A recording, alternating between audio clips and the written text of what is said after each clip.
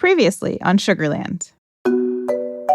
Bend ISD officials say it's still too early to know just who is buried here, but the Sugarland man says he believes he knows, and he says it's something he's been working to get acknowledged for nearly 20 year.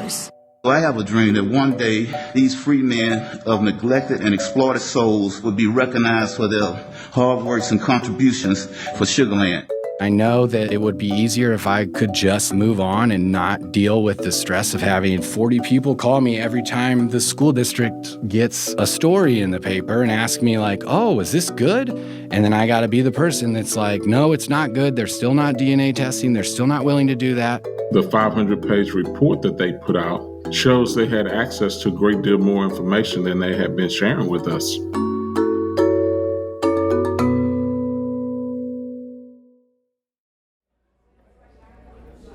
It's a Sunday afternoon in 2021, and I'm sitting at the back of a crowded restaurant in Southwest Houston. I tried to find the quietest table, but my Tascam recorder is still picking up the music, screaming kids, and clinking forks all around me.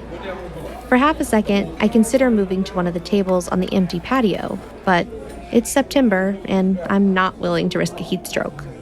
So I sip my iced tea and try to convince myself that the background noise won't ruin my interview with Terrence Price. He's right on time. Terrence is a tall, slender black man, and today he's wearing a white-collared shirt, blue and white checkered pants, and a matching fedora. This is our first time meeting in person, just a few weeks after I'd reached out to tell him I thought he might be the great-great-grandson of one of the Sugarland 95. We sat and talked for nearly 3 hours. I wish I knew more about my great-great-grandfather, but everything you told me, it's been a revelation. Yeah? It really knocked me off my feet. She knew so much about my family that I didn't even know. Yeah, what was that like, having a stranger? I've lived long enough, Brittany, to learn that life works in mysterious ways. This universe we live in, and so everything happens for a reason. Mm-hmm. And this was something I needed to know about. You'll hear most of our conversation later in this episode. By the time we met Terrence, it had been 3.5 years since the Sugarland 95 cemetery was discovered. He wasn't there for the legal back and forth, or task force meetings, or protests. He didn't know he had a connection to any of it. When we started looking for relatives of the Sugarland 95, we weren't sure what, if anything, we'd be able to find. Neither of us had ever done any sort of genealogical research before. So we were beyond surprised by how quickly we were able to connect with living descendants like Terrence. Surprised and also confused. If it took us, complete novices, just a few weeks of clicking around to find him, why hadn't the school district or their researchers done the same? This is Part 5 of Sugarland, an investigative podcast series presented by the Texas Newsroom. We're your hosts, Brittany Martin and Naomi Reed.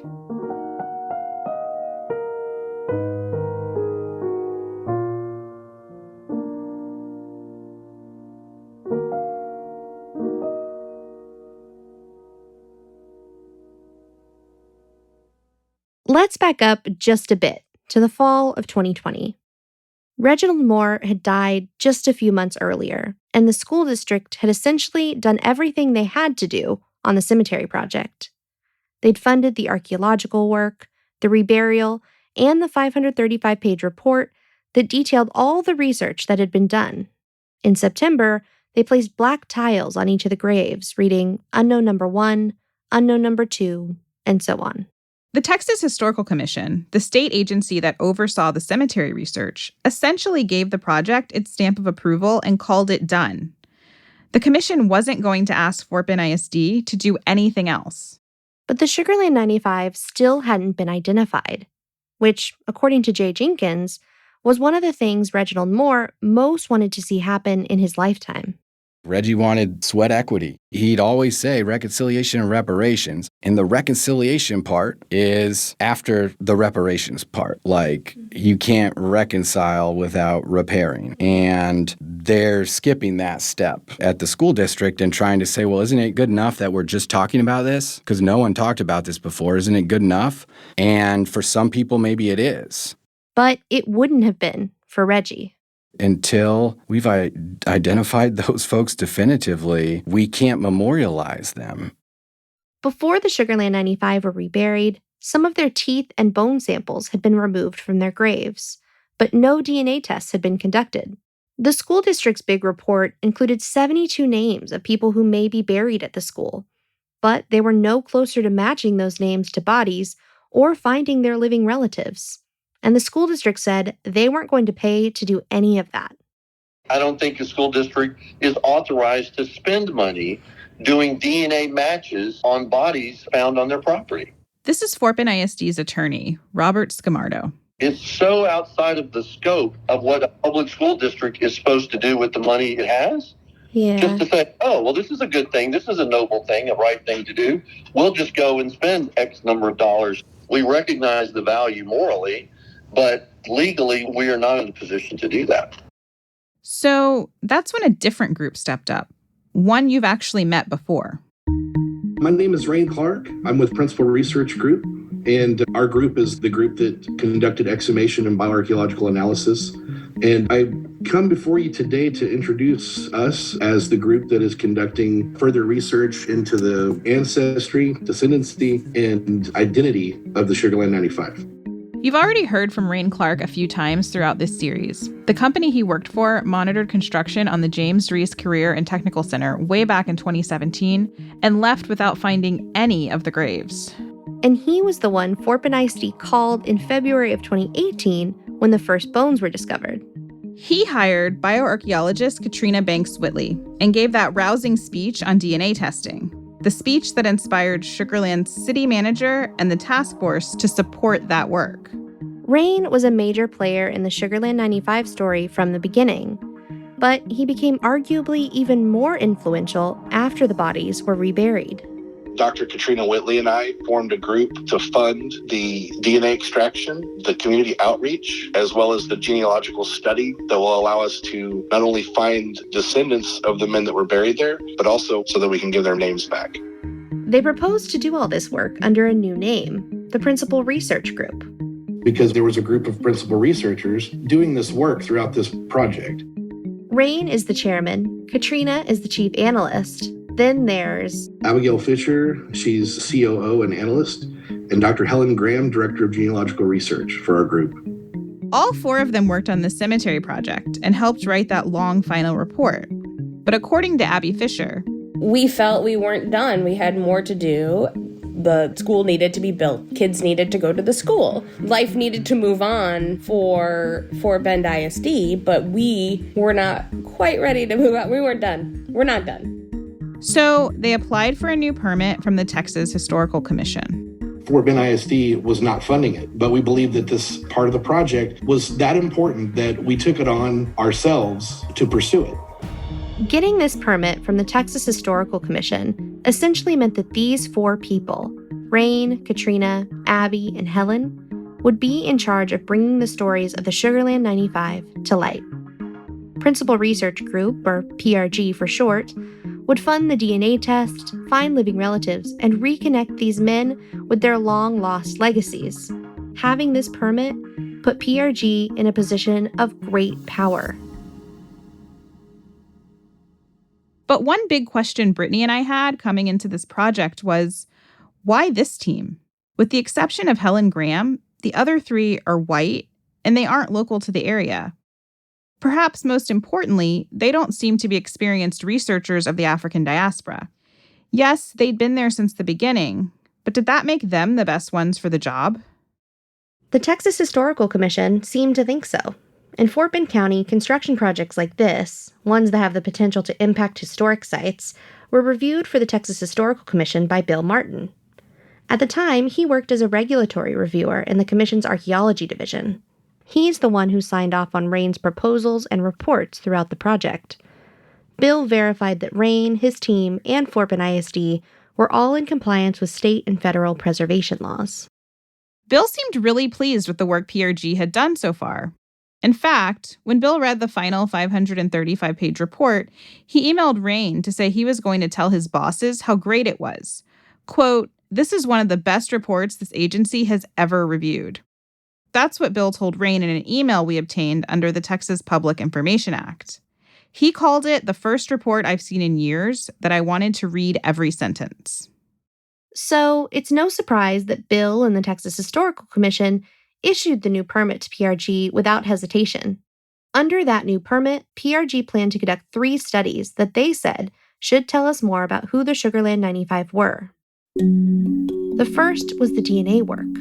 Remember, this was outsourced to the University of Connecticut, where anthropology professor Deborah Bolnick and PhD student Samantha Archer were tasked with extracting DNA from the bone samples collected from the graves. Their research was postponed by COVID, but finally got underway in June of 2021. The second study was Abby Fisher's. She planned to conduct isotope analyses on 2 teeth collected from each of the burials. That is, from each of the burials where teeth were found. Carbon and nitrogen isotopes can tell us what a person ate when they were growing up, and oxygen and strontium isotopes can reveal where someone is from. PRG's plan was to combine everything they learned through Katrina's study of the bones, Yukon's DNA analysis, and Abby's isotope analysis with the third study, Helen Graham's genealogical research, to get a much fuller picture of the 95. Helen was actually the first person I interviewed for this series. I knew I was never going to be able to extract DNA or analyze the markings on skeletons, but genealogy, to me, felt a lot like the work I was already doing as a journalist.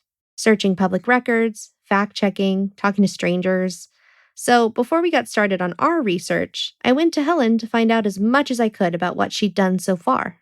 So I work with Sandra Rogers, who's a historian as well. She's been with the prison system for ever. She did some preliminary work locating names of some individuals who labored and possibly died at that camp.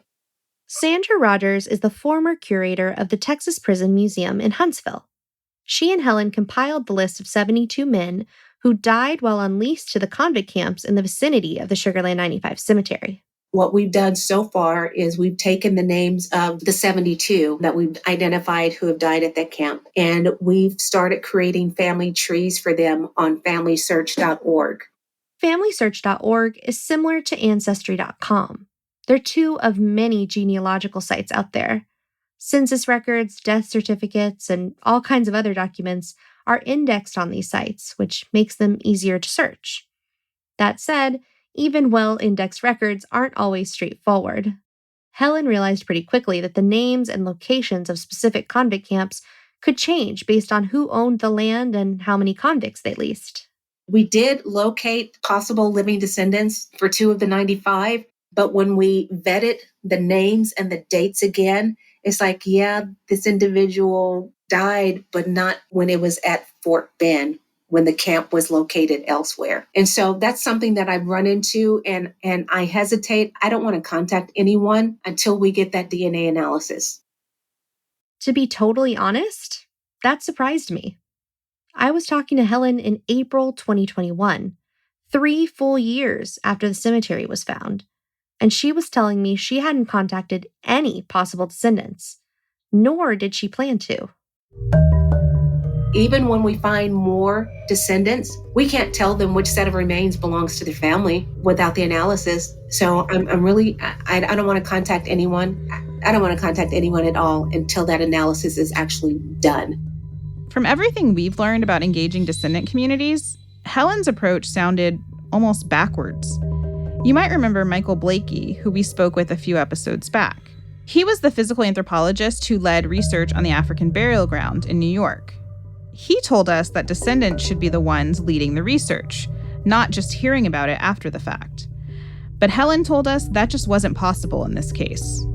Because we didn't know, I was okay with going forward with the research because at this point, the deceased had no one to speak for them. And as a genealogist, right or wrong, I took it up on myself to be their voice, meaning to help find out who their descendants are so that they could have some input into what we do. But until that point, with nobody there to represent them, I was okay with going forward with the research as a voice for the voiceless.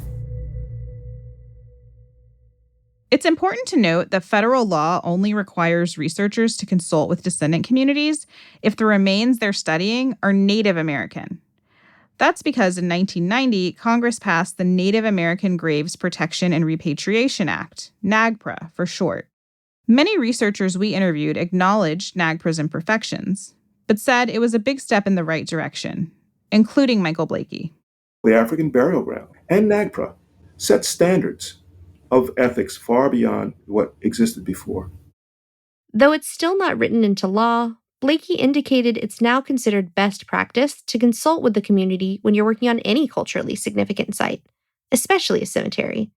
It's something we heard from pretty much everyone we've spoken to in the field of archaeology, including PRG.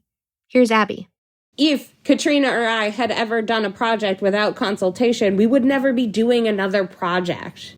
I asked Katrina and Abby if they would have approached their research on the site any differently if the remains had belonged to Native Americans rather than African Americans.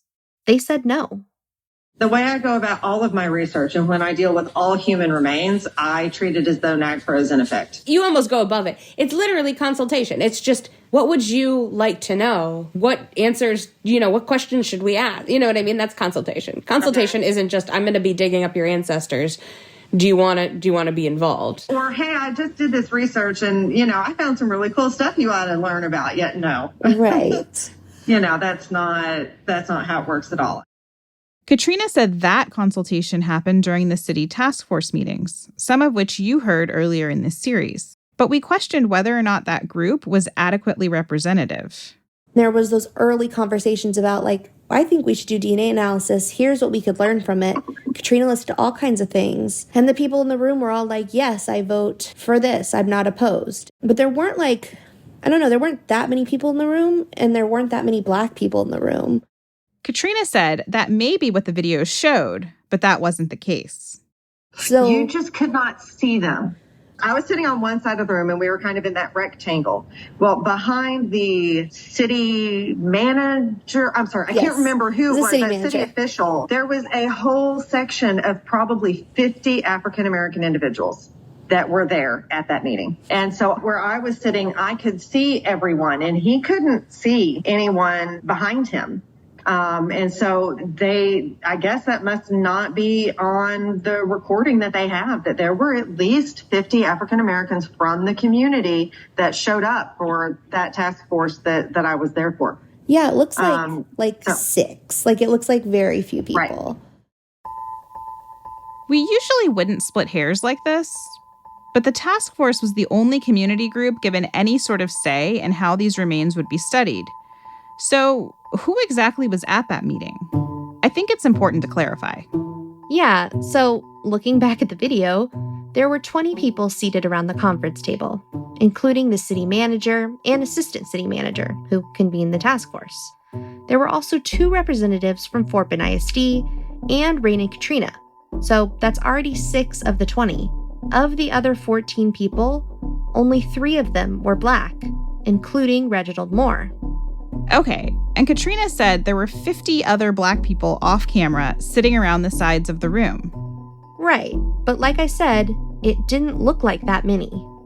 We also have more to go on than just the video. That night, the city manager asked everyone in attendance, including those not sitting at the table, to sign their names on a sheet of paper indicating they voted to support DNA analysis on the remains. And while we can't be 100% sure that every person in the room signed their name, we know that everyone at the table did, plus 13 other people. And were those 13 people Black? I checked, and the majority of them were, yeah. But we're likely talking about an additional 7 to 11 Black people, not 50, like Katrina told us. And we heard the same from someone who was actually there, an anthropology professor from the University of Houston named Ken Brown. The manager said, hey, the state wants to see that we've got popular support for the genetic study from the community. He then turned around in his chair to about 10, 12 people, mostly African American, who were sitting in on the meeting. And he said, you guys are part of the community. Should we do the genetic study? They all said, oh, yeah, sure, yeah. He turned back around and said, well, we have community support. And I left the room. That's not community support. That's not how you go about raising community support. But it met the criteria that they seem to want to have for getting this pushed to the side and underground again. So we pressed Katrina on the issue. As far as consultation with the community goes, do you guys feel like that was a good representative community that you had conversations with to do this Actually, research? yeah, I do, because these initial talks were with the local community. And so it wasn't with individuals coming from out of state. It wasn't with individuals coming from activist groups. These were the original individuals that live in this community that are impacted by this to, I think, the greatest degree. And I mean, I was there for hours at the end talking to individuals. And I literally had people come up to me and say, I don't know anything about my grandmother. So this was a woman probably in her 70s. And she said, I don't know her name. I don't know where she's from. I don't know who she was related to. I know nothing about her life because that was taken from me. And you guys owe us this to know as much as we can about these gentlemen. And she's like, 'cause these could be my family members. And really, this is something that is owed to the African American community, is to learn as much as we can from these instances. But based on his experience, Michael Blakey told us not all communities should be given equal consideration. So now there are those who would say, well, we're doing civic engagement. We're involving the voices of the descendant community, but it will essentially be in token ways. Either after the fact, they will get some opinion, or as I mentioned earlier, they will get opinions from those they want to have opinions from and delegitimize the others as somehow outrageous. They will debate the question of community. Well, there are many communities, they'll say. In New York, they first argued the archaeologists represented a community. And that's why I developed the idea of a descendant community, and continue to say all communities are not equal in all things. This feels especially important here. We know the Sugarland 95 were mostly Black and came from all across Texas. Only 5 men on our list were convicted in Fort Bend County. The rest didn't live in Sugarland. Their families likely didn't live in Sugarland. But a small group of people in Sugarland were allowed to make decisions about them. Blakey used the following metaphor to illustrate the situation.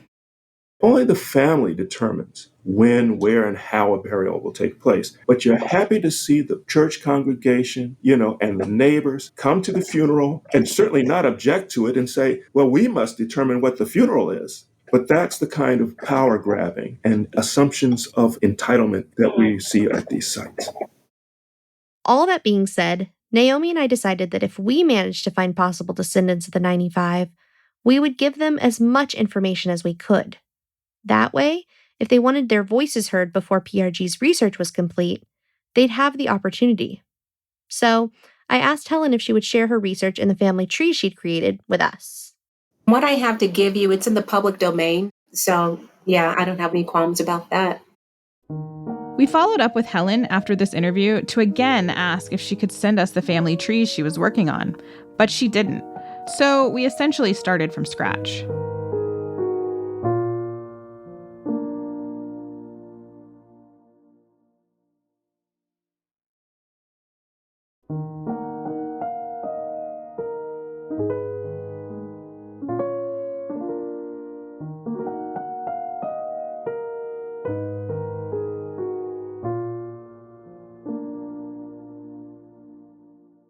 In May 2021, Naomi and I began actively looking for descendants of the Sugarland 95.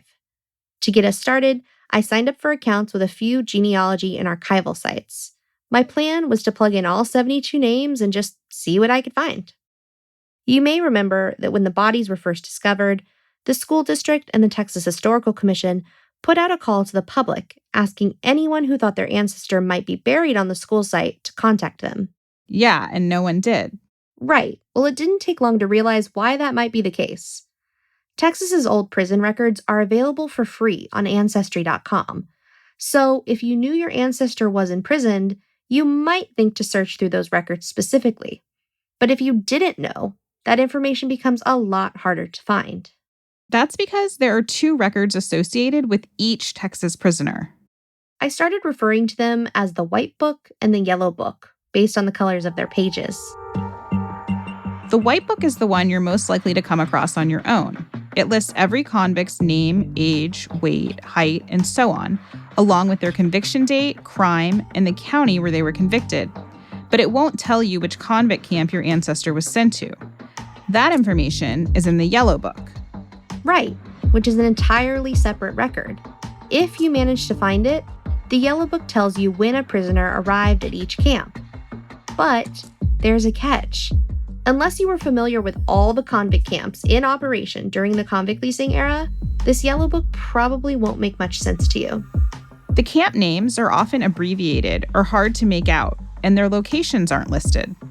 That information is available, but we had to go to the Texas State Archives in Austin and spend days digging through tissue paper thin reports to find it.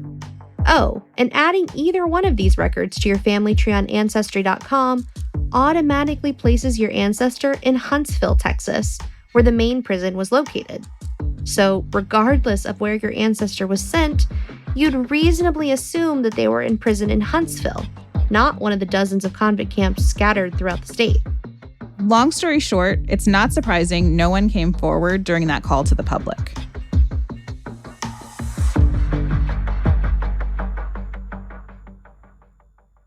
And all of that was just step one.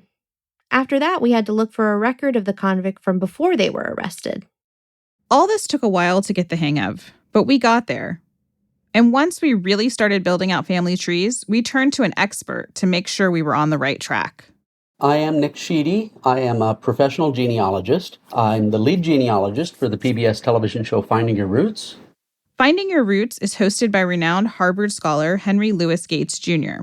Throughout the past 9 seasons, they've uncovered the family histories of dozens of influential figures, including John Lewis, Gloria Steinem, Stephen King, Condoleezza Rice, Angela Davis, and so many others. For the past 10 years, I've focused on African American research and slave research, which is a tough nut to crack. Early on, I got nervous because people's ages weren't matching up exactly from one census record to the next. A woman could be listed as 30 in 1900 and 50 just 10 years later. Everything else would match, but it gave me pause. Was I looking at the wrong family? There's a lot of discrepancies that crop up, and we see more discrepancies in the censuses with African Americans than we do with other ethnicities. Nick said there were 2 big reasons for that. The first boils down to human error. To conduct the census, the government hired people to go door to door and collect information about each household. That person was called an enumerator. How careful was this enumerator? How much did they care? Sometimes I get the impression, because of the way a name was misspelled, it's like the enumerator misread it from another document. My guess is sometimes the enumerator got it verbally, scribbled it down, and then he couldn't read his own handwriting. I've seen this in my own family. My grandmother's name goes from Rebecca in one census to Rubus in the next, which was clearly the enumerator's mistake. But another reason for the discrepancies is because during the convict lease era, some Black people genuinely didn't know how old they were or how to spell their names. Largely because you're dealing with coming out of slavery, a largely uneducated population. They're illiterate. In slavery, it was not important for them to know how old they were or what their birth date was or little details like that. As a general rule, you have to take a lot of that with a grain of salt as you're putting it together. And it's really only after you've gathered every census and every possible vital record for somebody that you can look at the whole picture and you say, well, what conclusions can we draw from this body of evidence? Talking to Nick and hearing that what we were seeing was normal and that we seemed to be approaching this research the same way he would, it was such a relief. And it gave us the confidence to really dig in. Jack Mitchell was one of the names on Helen's list, and his family tree was one of the first I got really attached to. My heart broke when I came across a death certificate for Jack's 22-year-old daughter, Corinne, who died of eclampsia just after giving birth to a baby girl. And I cried actual tears when, a few minutes later, I found out the baby died too. I felt like I was getting to know Jack a bit through his family. But, like so many African American family trees, it can only be traced back so far. We didn't know who Jack's parents were, or what it was like for him growing up. But we do know that in 1892, Jack married a woman named Minnie Armstead. Minnie's mom had to sign a consent form for the marriage because she was just 17 years old at the time. 8 years later, when Jack was arrested, records show Minnie was living in Houston's 3rd Ward with their 3 young children, Emma, age 6, Corinne, age 5, and 3-year-old Joseph. Jack was accused of stealing a horse and buggy belonging to a white Baptist minister named Lewis Elledge on July 11, 1900.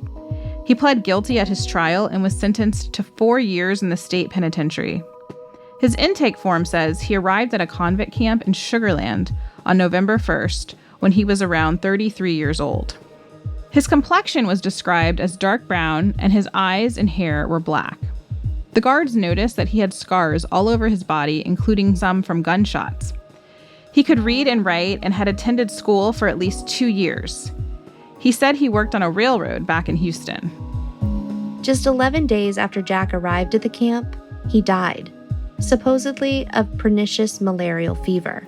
We don't know for sure if he's one of the Sugar Land 95 or not, but records show he died at the convict lease camp that operated nearby. Naomi and I were able to learn all of this from public records: birth, death, and marriage certificates, census entries, court files, and newspaper clippings. With some people, like Jack, we lucked out and were able to build out entire comprehensive family trees. But probably just as often, we couldn't find any family at all. If the man moved around a lot, or he was really young or unmarried, it gets a lot harder to track them down. I found out that Jack and Minnie Mitchell's oldest child, Emma, gave birth to a daughter named Valerie in 1914, and that when Valerie was young, she and Emma lived with Minnie. In July 2021, I managed to track down one of Valerie's grandsons, Terrence Price. I found his number online and called him out of the blue. He listened as I told him a little bit about myself, the podcast, and the Sugar Land 95, and he confirmed the details of his family tree. Jack Mitchell, the convict who died in Sugar Land, was his great-great-grandfather. Right away, he was invested in learning and sharing more. We texted and talked on the phone over the next few months as we tried to coordinate a meetup. Terrence calls me B and always sends me the cool guy emoji with the sunglasses. He served in the Army when he was younger and now works in quality assurance. Brett, I'm just a simple dude. I go to work and come home, and that's it. Travel when I can, spend time with family. And I have a passion for jazz, so we often try to catch live jazz sets or go to it. Finally, our schedules aligned, and we met up at the Cafe Express in Meyerland on that Sunday afternoon in September. He brought his girlfriend Carmen along, and the three of us sat and talked for hours. Terrence's grandmother Valerie had 2 sons, Terrence's dad Joseph and his uncle Tommy. Remarkably, Valerie managed to bridge all 5 generations when she was alive.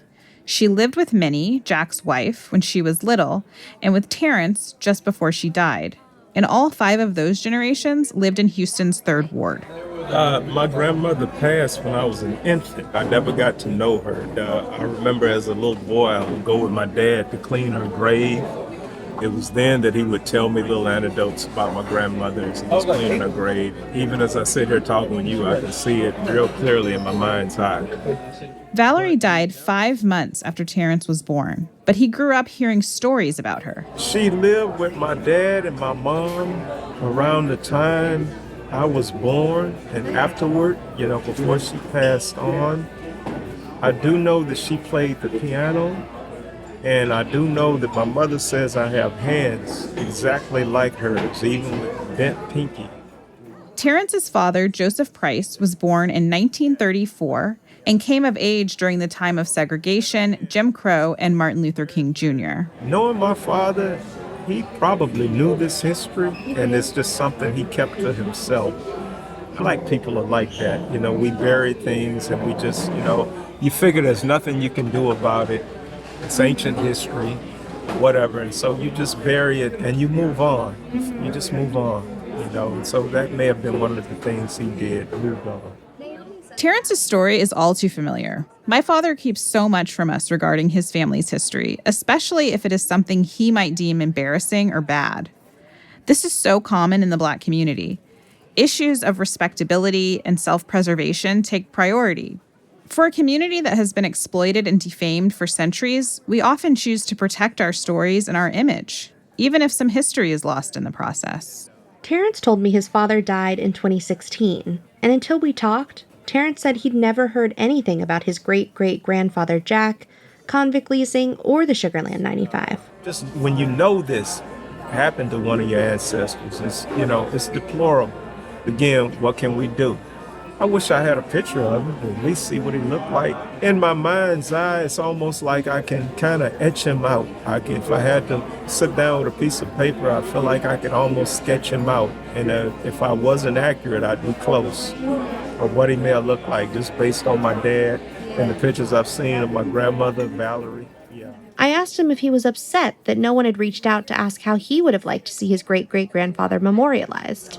No, I'm not upset because that's typical.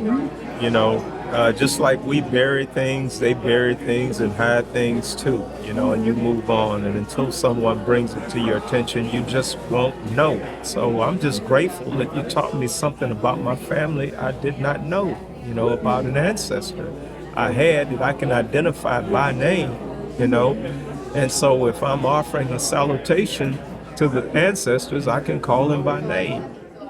As for what should be done to memorialize the Sugarland 95, Terrence isn't sure. But he knows it's a decision that will require a lot of care, study, and consultation with other descendants. So it's not a decision I could just make like that, but I would have to sit down and really contemplate it and talk with others. Something needs to be done, I can tell you that. But exactly what, no, it would require me to sit down and really seriously think. What is just? What is fair? Of course, we can't be 100% sure that Jack Mitchell is among the Sugarland 95. But Terrence didn't need a DNA test to feel invested in his legacy. He didn't care that we couldn't tell him exactly where his ancestor was buried. He was just glad to know his story. And now armed with this information, he was ready to advocate for Jack. We created family trees for all 72 men on Helen's list, plus another 61 men we found when we went through the records ourselves. Some contain hundreds of branches spreading out in every direction, and others contain just one name, the convict who died. But all of the trees exist. All of them are public, and all of them contain as much information as we could find. We had access to all the same materials PRG did, less even. You heard how we stumbled our way through this. It's not like we're professionals. But we proved that it could be done, and it wasn't.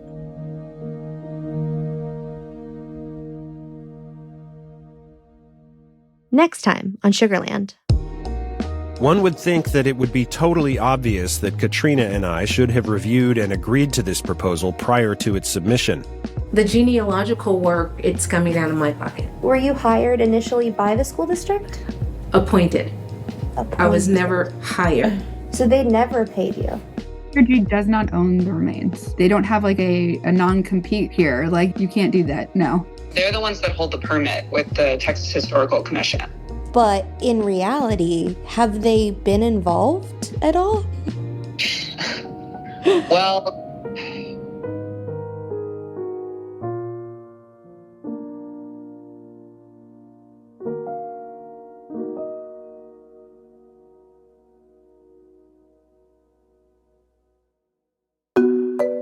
Sugarland is a production of the Texas Newsroom and was completed with the support of a grant from Columbia University's Ira A. Littman Center for Journalism and Civil and Human Rights, with funding provided by Arnold Ventures, and a grant from the Convict Leasing and Labor Project.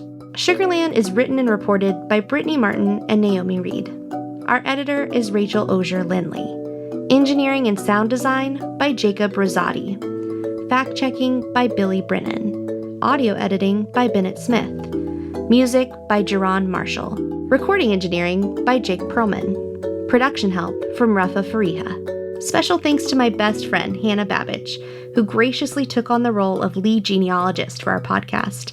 We honestly could not have done this without you. The Texas Newsroom is a public radio journalism collaboration that includes NPR, KERA in North Texas, Houston Public Media, KUT in Austin, Texas Public Radio in San Antonio, and other stations across the state.